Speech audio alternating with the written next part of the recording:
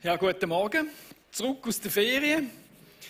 Braun brennt. Ich bin noch ein bisschen im Ferienlook, oder? Ich habe das am Dienstag, als ich angefangen habe, wieder mit zu arbeiten, nach der Ferien, habe ich sogar mein privates Passwort eingegeben im Programm und wirklich noch weiter weg vom Arbeiten. Und so langsam kommt es wieder. Und jetzt voll da auf der Bühne wieder parat, um mit euch in die Predigt hineingehen. Wir gehen miteinander in das Thema Nachfolge hinein.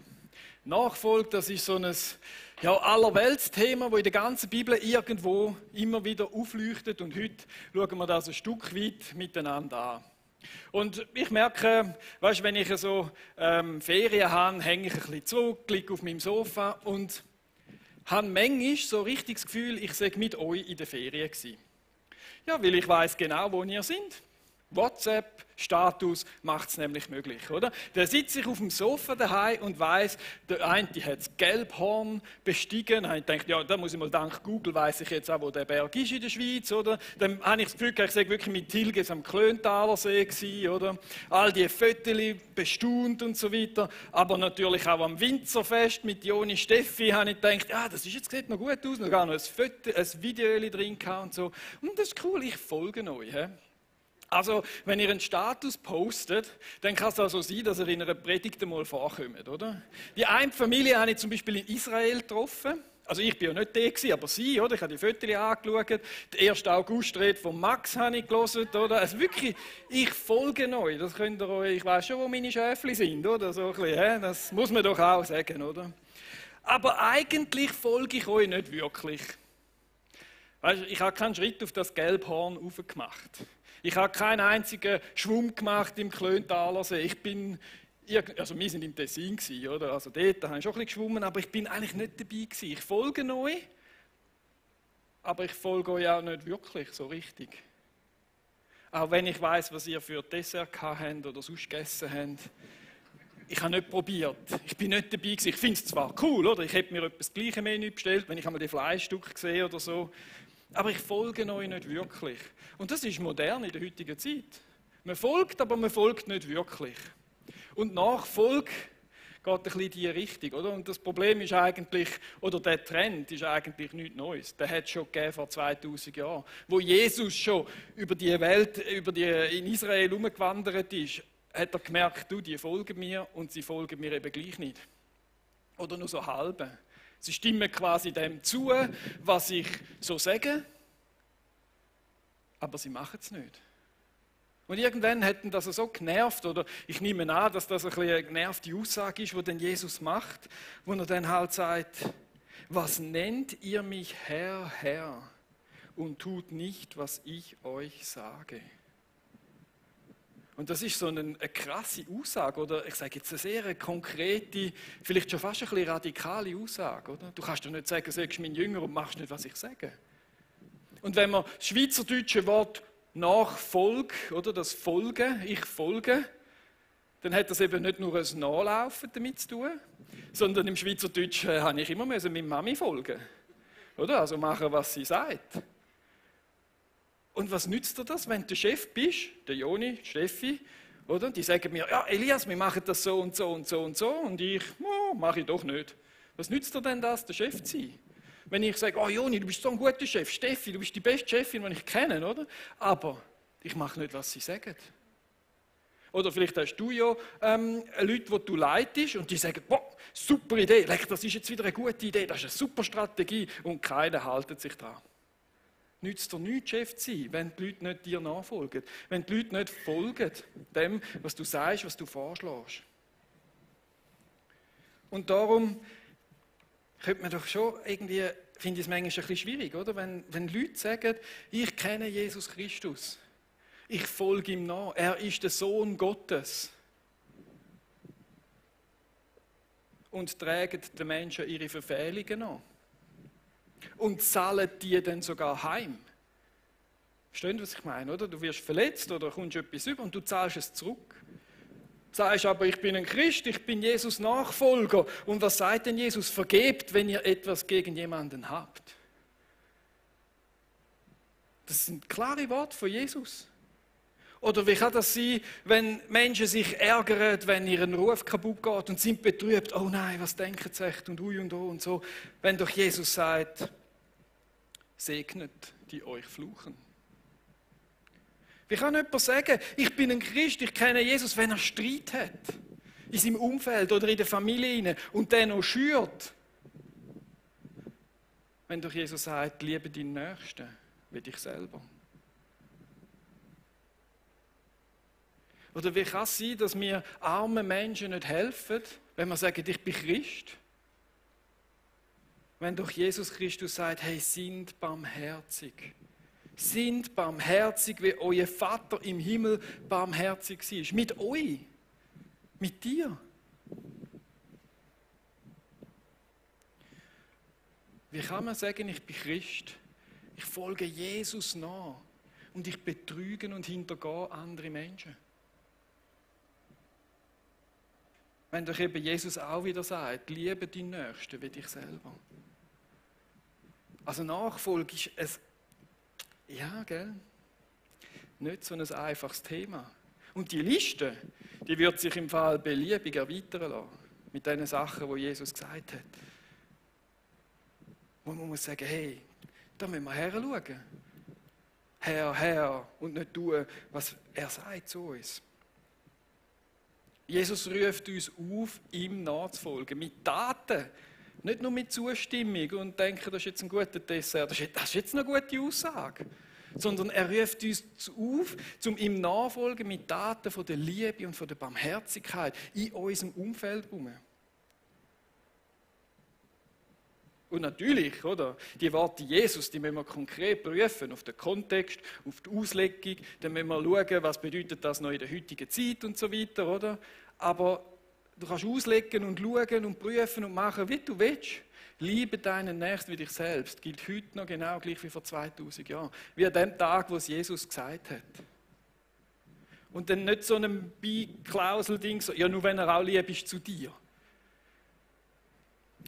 Es ist so eine Herausforderung, über Nachfolge nachzudenken und das zu machen. Und ich bin dann noch ein bisschen am Googlen und man sucht ja so ein bisschen seine Sachen zusammen, dann habe ich einen Cartoon gesehen.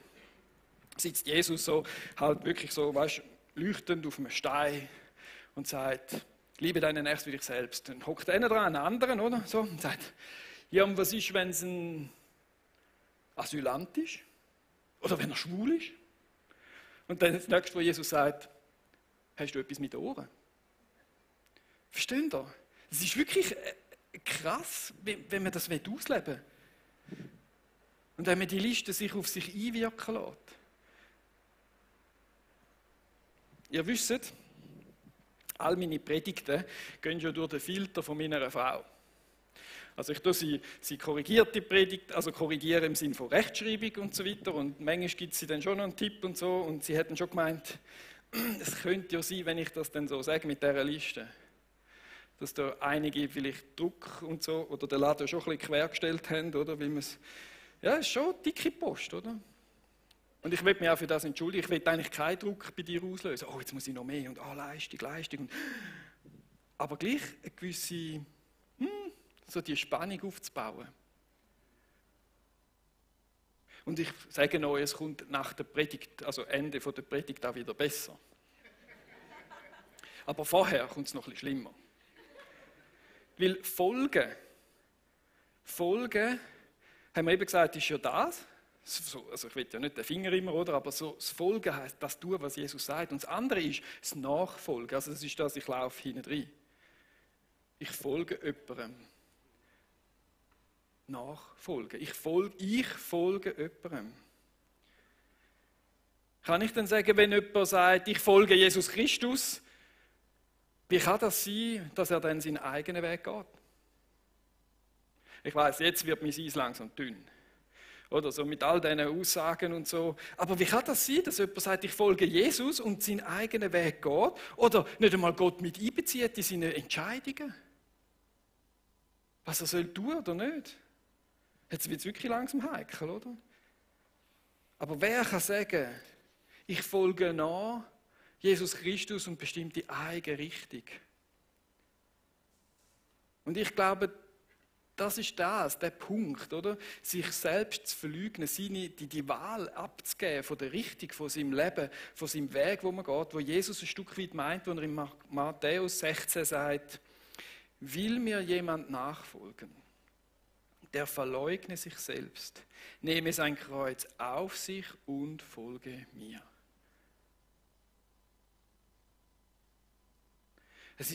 Selbstverleugnung ist keine Selbstquälerei, wo man besonders viel Leiden muss sich aufnehmen, oder? Sondern es ist der Teil, wo man darauf verzichtet, nicht mehr der Herr in seinem Leben zu sein. Wo man darauf verzichtet, zu sagen, ich führe mein Leben. Sondern dass man sagt, ich folge Jesus Christus, also folge ich jemand anderem. Jemand geht mir voran. Ich folge ihm. Und der ist wahrscheinlich höher als ich, höher gestellt. Und das Höhergestellte, oder, das ist, ich folge ja dem König aller Könige.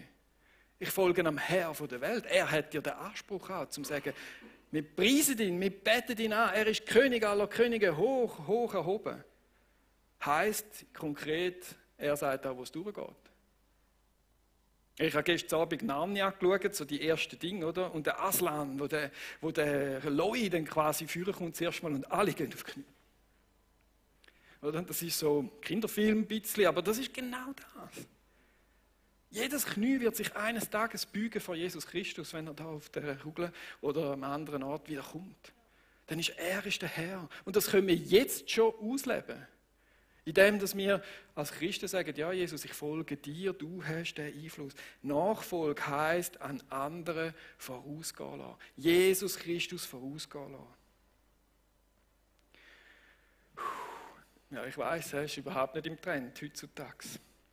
Da muss man selber schauen. Selber bestimmen, dass man ja auch genug und alles überkommt und für sich auch schauen kann und alles, oder? Und ich weiss, das Gehorchen, das Folgen ist nicht einfach. Das sage ich gar nicht da vorne, das habe ich gar nicht gesagt, oder? Und sich jemandem hingeben, der uns führt, das ist auch nicht einfach. Nur schon, liebe deinen Nächsten wie dich selbst im Straßenverkehr auszuleben. Ich meine, ich bin durch Turpental durchgefahren, letztens am Donnerstag.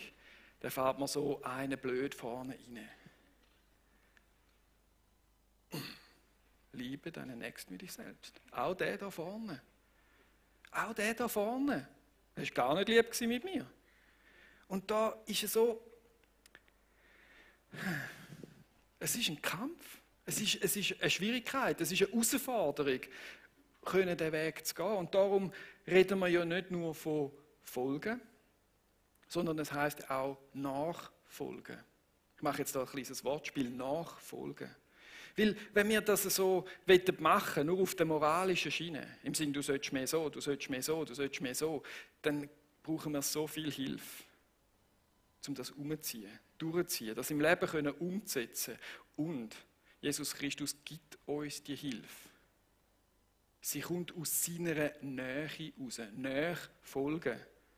Gott, Jesus Christus, näher folgen. Dann geht es. Weil aus dieser Nähe zu Jesus Christus kommt eben auch die Möglichkeit, kommt das Schritt für Schritt Lehren, kommt die Kraft, das können umzusetzen. Und das haben wir, weil früher war das ja auch so gewesen. Jesus ist mit seinen Jüngern umhergezogen. Das sind Lebensgemeinschaften gewesen. Das sind Wandergemeinschaften gewesen. Die sind ganz nah bei Jesus unterwegs gewesen. Sie sind miteinander unterwegs gewesen. Und Jesus hat etwas gemacht und sie haben geschaut und das nächste Mal haben sie es mitgemacht und so weiter. Es ist ganz Schritt für Schritt in der Nähe zum Vater, oder nicht zum Vater, sondern zu Jesus, haben sie können lernen, haben ihn können fragen, du weißt jetzt das, warum habt ihr? Ein paar von diesen Diskussionen sehen wir ja in der Bibel, wo die Jünger Jesus etwas fragen oder etwas von ihm wollen und er schlaue Antworten gibt. Aber ich glaube, das ist den ganzen Tag so gegangen. Ich glaube, die haben die ganze Zeit in dem Wandern, in dem Miteinander, am Abend im Lagerfeuer gefragt, du, wieso hast du jetzt und wieso hast du da so reagiert? Und also, dunkelt mich unfair oder irgendwie das Lernen, das Merken, wie Jesus tickt, geht durchs ganz, ganz nahe sein. Es ist ein Learning by doing. Und das merkst du, wenn es etwas dann nicht gegangen ist, hat Jesus wieder geholfen. Bei Situationen, wo irgendetwas dann schief gelaufen ist, vielleicht mit Jüngern, hat Jesus wieder korrigiert. In dieser Nähe hinein, in dieser Gemeinschaft hinein, können sie sagen, hey, wir gehen aber diesen Weg, nicht so. Und da gibt es ganz viele so Beispiele, wo sie ganz lang zugelassen haben und irgendwann kommt der Punkt, wo Jesus sagt, so, jetzt schicke ich euch den zweiten raus und jetzt geht. Macht das und sie sind gegangen. Und sie haben gemacht, was Jesus vorher vorgemacht hat, wo sie ganz nahe gelernt haben, und gesagt, so, okay, jetzt mache ich es auch. Und wie hat das jetzt? Weißt du, und das Zweite, wieder Nähe, wieder Gemeinschaft. Oder dann ein anderes Beispiel, wo wir haben, wo auf dem Berg von der Verklärung war, oder, wo der Petrus die Hütte bauen wollte. Oh Mann, so ein gutes Feeling, es sind alle da, Jesus ist erleuchtet, verklärt und so, da bauen wir Häuser. Und Jesus sagt, nein, wir ziehen weiter, der Auftrag ist ein anderer. Und nicht nur auf das Gefühl, das Schöne, sondern einfach zu sagen, hey, wir haben einen anderen Auftrag, liebe deinen Nächsten wie dich selbst. Und Jesus hat dich geliebt, er hat die Menschen dort geliebt und er hat die Menschheit erlöst und für die Menschheit geschaut, er hat einen anderen Auftrag gehabt. Oder dann der Punkt, wo er Kind gesegnet hat, wo nicht wert sind, oder? Und Jesus nimmt genau die sagen, ja, die Kleinsten, die will ich segnen. Und wer bei euch übrigens der Größte sein, das werde ich wie ein Kind. Ich meine, das sind Lektionen, die aus der Nähe herauskommen, die aus der Nähe passieren, wo Jesus extra seine Jünger so hat lehren, damit was passiert? Damit sie seinen Willen tun. Und solange Jesus da war, ist das ja kein Problem. Das Problem war dann, wenn er weg war und er gestorben war. Natürlich ist er dann auch verstanden, er ist ihnen wieder begegnet, hat einen neuen Mut. Wow, unser Jesus lebt. Und dann ist er in den Himmel aufgefahren und dann ist er wieder allein gewesen. Und darum, das ist heute eben so cool, weil er dann den Beistand geschickt hat, den Heiligen Geist geschickt hat, der in uns wohnt. Und wo wir so nahe sind, wie sonst gar nicht. Der wohnt in uns drin. Und in dieser Nähe zum Heiligen Geist, der in uns wohnt, können wir seinen Willen tun. Schritt für Schritt für Schritt. Und dort, wo du dann eben nicht genau weisst, wie, kannst du fragen. Oder hast du die feine Stimme drin? Und ich merke, ein gutes Beispiel, wie das gegangen ist mit Jesus oder mit dem Heiligen Geist. Ich bin ja früher noch Motocross gefahren und ich war auch ein bisschen Schisshase am Anfang. Und dann gibt es so die Höcker, oder? Tables. Da kommst du zuerst auf den Table und dann fährst du einen oben runter, wenn du ein Anfänger bist. Oder? Richtig, du fährst da rauf, dann da, wo es gerade ist, springst schön und da kommst du wieder schön drin rein. Oder wenn du es ganz cool machst, kommst du noch ein bisschen weiter und so weiter. Aber ich habe mich einfach nie getraut. Immer kommen, oben auf das Ding, so gefahren und dann so oben runter, oder? Und irgendwann hat mein Trainer da gesagt, hey, look, das geht nicht, so macht man es einfach nicht. Fahr mal hinter mir her, auf 2 Meter Abstand. Fahrst einfach genau gleich, du siehst schon, wenn ich schalte, dort schalte ich auch. Und dann sind wir geröstet, oder? Und ich wirklich, aber es ist gegangen und ich bin geröstet in die Kurve und Gumpe. Oder? Weil ich immer so im Fokus hatte, seine Geschwindigkeit, immer geschaut, ja, der Abstand und so. Fahren wir über den Table und ich gumpe schön, perfekt, vorne wieder rein, als wäre nichts gewesen. Und ich dachte, hey, das ist das erste Mal gegangen. Und dann sind wir zweimal da vorne, kannst du manchmal bei Niederbieb abkehren, dann kannst du wieder zurück und so, oder? Und dann kommst du wieder und machst das 2-3 Mal und dann hast du es drin. Ich meine, mir musst du nie mehr probieren, voraus wegzugumpen, oder? Ich weiss jetzt, wie es geht. Aber das ist nur aus dieser Nähe, aus dieser Fokus, oder? Wo ich auf der Leiter und dann gar nicht mehr studiert habe, wie schnell bin ich? Oh, ich bin viel schnell, oh, es passiert etwas, Hilfe, oder? Schon bin ich drüber gewesen. Weil ich nur ihn im Fokus hatte. Und so können wir Jesus Christus im Fokus haben, sein Wort und sein Geist. Und das hilft uns, seinen Willen zu tun. Warum sind wir denn heute Morgen da? Es geht doch nur darum, Gott in Fokus zu haben, ihn anzubeten, von ihm zu hören. In der Bibel lesen tun wir, warum? Damit wir Jesus näher kennenlernen, wissen, was sein Willen ist und beten zum Heiligen Geist oder lassen ihn an uns wirken, damit wir Schritt für Schritt für Schritt seinen Willen tun können. Ich habe da den Johannes 14 noch vergessen.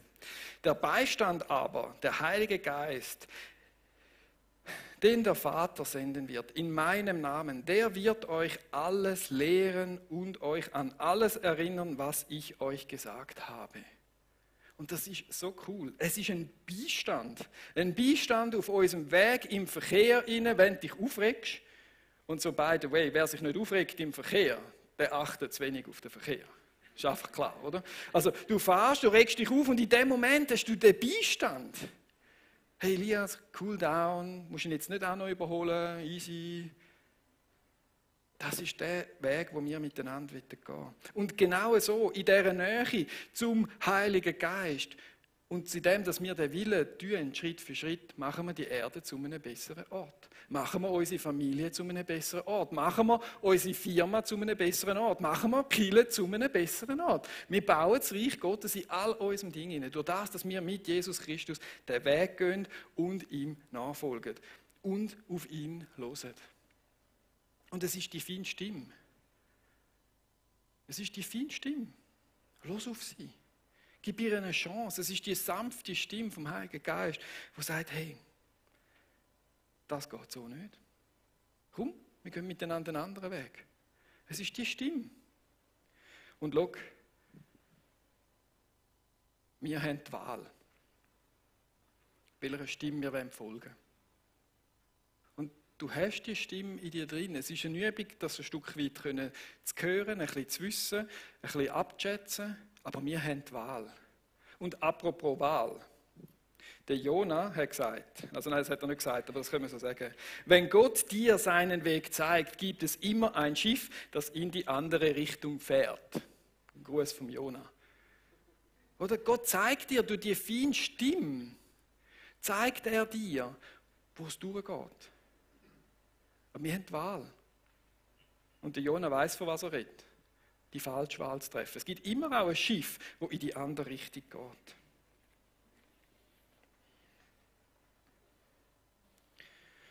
So, und was machen wir jetzt mit dem? Viel mehr will ich da nicht mehr groß ausholen. Oder? Ich habe ja gesagt, es werde besser gegen Ende der Predigt. Was machen wir mit dem? Ein schlechtes Gewissen haben. Oh nein, ich bin viel zu wenig gut und ja, stimmt. Oder Druck verspüren.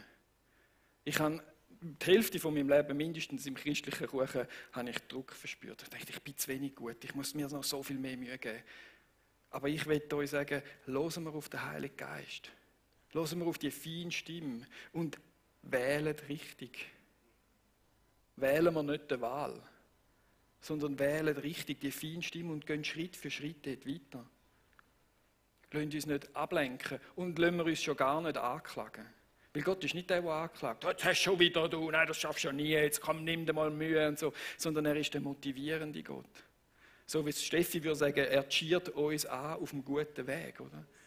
Und gesagt, hey, come on, wir schaffen die Hürde. Das nächste Mal schaffen wir es. Das nächste Mal schaffen wir es eine Woche länger. Das nächste Mal schaffen wir es. Come on, wir gehen den Weg, Schritt für Schritt. Und es ist so gut, dass dann im Philipper 1 steht, ich bin überzeugt, dass der etwas so Gutes in eurem Leben angefangen hat, dieses Werk auch weiterführen und bis zu jenem großen Tag zum Abschluss bringen wird, an dem Jesus Christus wiederkommt. Also wir haben da Jesus Versprechen, dass er das durchzieht mit dir, mit dieser Stimme und dem Hören. Wir können natürlich wählen, wie lange das geht. Aber er schafft an uns, durch das, dass der Heilige Geist in uns wohnt. Und das Zweite ist ja, dass er schafft, und das andere ist auch, dass wir schaffen. Dass wir uns mit dem Wort Gottes beschäftigen, dass wir im Gebet drin sind und sagen, Herr Vater, ich brauche deine Hilfe, ich brauche jetzt deinen Beistand. Und es ist so, dass wir ja alle auf dem Weg sind. Du musst dich gar nicht anklagen lassen. Wir sind ja alle auf dem Weg. Sondern lass dich motivieren von genau so einem Zeugnis, von so einem Erlebnisbericht. Und gesagt, hey, wow, der hat einen Schritt in die richtige Richtung gemacht, der hat die richtige Stimme gelesen. Das will ich auch in meinem Leben machen. Lassen wir uns motivieren, gegenseitig. Weil wir sind ja alle in diesem Prozess rein, immer näher zu Gott zu kommen.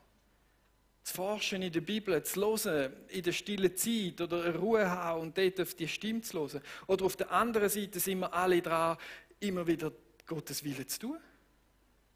Immer wieder das zu probieren, hey, und ich will ihn lieben, ich will mit ihm gehen. Was heisst das genau? Und dann gibt es den Moment, wo ich manchmal so das weiss, jetzt musst du umkehren. Das ist etwas, was du musst loslassen in deinem Leben. Und dann bekennen und sagen, hey, sorry, Gott, es tut mir leid, Jesus, es tut mir leid. Heiliger Geist, ich danke dir, dass du mir das jetzt aufgezeigt hast und ich bekenne, das ist falsch und ich lasse los, ich gehe einen anderen Weg. Und ich habe gerade in der Ferien wieder einen riesen Bock geschossen. Die Geschichte hat vor 1,5 Jahren angefangen und in diesen Ferien ist es wieder gekommen, wo ich hin und bekennen und sagen, Mann, ich habe nur wieder meinen Willen durchgezogen. Es tut mir leid. Und manchmal braucht es so lange. Das gibt euch vielleicht ein bisschen Hoffnung. Weißt? Es muss nicht nur morgen sein, dass du es gerade checkst. Aber es ist ein Weg. Und ich habe gesagt, und jetzt ziehe ich es durch, jetzt mache ich es richtig. Jetzt höre ich auf die feine Stimme, die vor 1,5 Jahren hat die gleiche feine Stimme das gleiche gesagt, wie sie in diesen Ferien gesagt hat, nachdem ich den Bock geschossen habe. Ich erzähle es euch gern, ich will es einfach nicht 1,5 Jahre, dann würde ich nochmal predigen, oder? Dann sehen wir für die Zeit. Ja, genau. Aber das ist wirklich so eine Sache, oder? Wo du musst bekennen und sagen, so Gott, jetzt stelle ich mich unter deine Führung, ich wähle den eigenen Weg nicht, ich gehe deinen Weg und ich gehe so, wie du mich führst. Und das ist die Entscheidung. Und so, wenn wir als Kirche uns ja auch unterstützen, Schritt für Schritt. Wir wollen ja nicht einfach ein bisschen da sein, sondern wir wollen sagen, als Kirche, wenn wir uns untereinander Schritt für Schritt unterstützen, einen Next Step zu machen im Bereich von dieser Nachfolge, wo auch immer du dran bist. Darum haben wir die Kultur Next Step. Es ist ein bisschen ein Zungenbrecher, aber es ist so wichtig, dass wir immer wieder den nächsten Schritt machen in dieser Nachfolge. Und gerade in diesen Next Step Weeks, oder, wo wir jetzt dann haben, nach der Sommerferien, also die sind ja dann bald vorbei, dann wieder richtig anfangen zu arbeiten. Und dann kommen wir eben auch richtig, wo wir sagen, hey, wir wollen doch in die Nähe investieren zu dem Heiligen Geist, zu Gott. Und dann haben wir die 3 Übungen angeboten, wo man sich entscheiden kann, jawohl, ich investiere in der Nachfolge nochmal in die Nähe hinein zu Gott. Oder ich investiere nochmal in meine Familie hinein. Ich will Gottes Willen in meiner Familie tun. Und gib nochmal Vollgas und gehe in die mehr Familie oder mehr Verbindung. Oder dann sagst du, weißt du was, ich will meinen Geist nochmal neu trainieren in der Freiheit zu leben, in dieser Identität von Jesus Christus. Und dann melden wir uns an für mehr Freiheit, für den Next Step zu machen. 3 Übungen, wo wir uns fest intensiv mit dem beschäftigen und Schritt machen auf dieser Nachfolge zu Jesus Christus, in seinen Willen zu tun. Oder dann eben auch mehr Wort. Was gilt denn jetzt von Jesu Wort ganz genau wie für mich? Und das wollen wir ja auch herausfinden, wenn wir lernen, das ist so etwas Gutes dann zu wissen, wenn du die Bibel liest und merkst, hey, genau das und das und das lege ich jetzt so aus oder das schauen wir so an, der Kontext von dem ist so und so. So eine wichtige Sache, das Wort Gottes zu kennen, das ist der Wille vom Vater.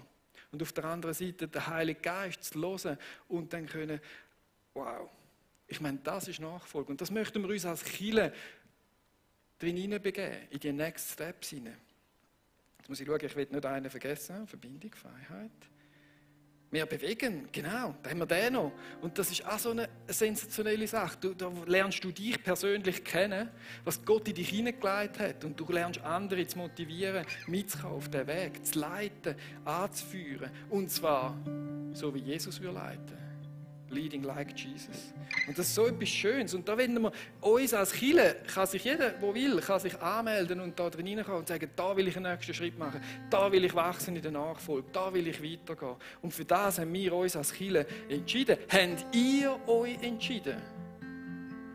Und das ist das Coole. Ihr habt euch entschieden. Und das macht mich wirklich, ich finde es der Hammer. Über 100 Leute, oder sagen wir 100 Leute, mit pastoralem 5 dazu, haben sich schon angemeldet, oder, für die Next Steps Schritte zu machen. Schön können die Kultur zu leben, schön können zu investieren in das. Und da kann ich sagen, wir als Kirche leben doch den Wunsch aus, Gott näher zu kommen. Das ist uns wichtig als Kirche und das wollen wir machen. Und da möchte ich euch danken dafür. Und wir leben den Wunsch aus, Gottes Willen im Alltag zu tun und gehen in die Next Steps hinein. Und da bin ich so begeistert. Wir haben noch so ein bisschen im Büro manchmal ein bisschen gewährleistet, ja, wie viel meldet echt und so, oder? Und wie viel Druck machst du jetzt und so. Und jetzt sind so viele Anmeldungen. Und das erfüllt mich mit Stolz auf unsere Kirche. Wo wir nachfolgen. Jesus Christus, er stapft voraus und wir sehen seine Steps und gehen da hinein rein. Und das ist so eine gute Sache. Und so, wenn wir das ganze Leben durchgehen. Wir wollen den nächsten Schritt machen in der Nachfolge. Ich will noch beten. Jesus, ich danke dir, dass wir deinen Geist haben, dass wir in deiner Nähe sein können, dich fragen, dich hören. Ich danke dir für dein Wort, Jesus Christus, wo dein Wille aufgeschrieben ist. Die messerscharfen Aussagen von Jesus Christus drin stehen. Ich danke dir dafür, dass wir mit diesen 2 Tools so stark können unser Leben prägen und unser Leben zum Guten wenden. Und gute Taten werden unser Leben pflastern. Wie so Pflastersteine sind unsere guten Taten, Herr. Wir werden so zum Guten auf dieser Welt beitragen, in unseren Familien beitragen, in unserer Firma beitragen. Wir werden dein Reich bauen, ein gutes Reich. Pflastert mit guten Taten, weil sie aus dir rauskommen, Jesus Christus. In der Verbindung aus dir. Wir wollen dir näher kommen, Jesus Christus. Danke vielmals, bist du mit uns.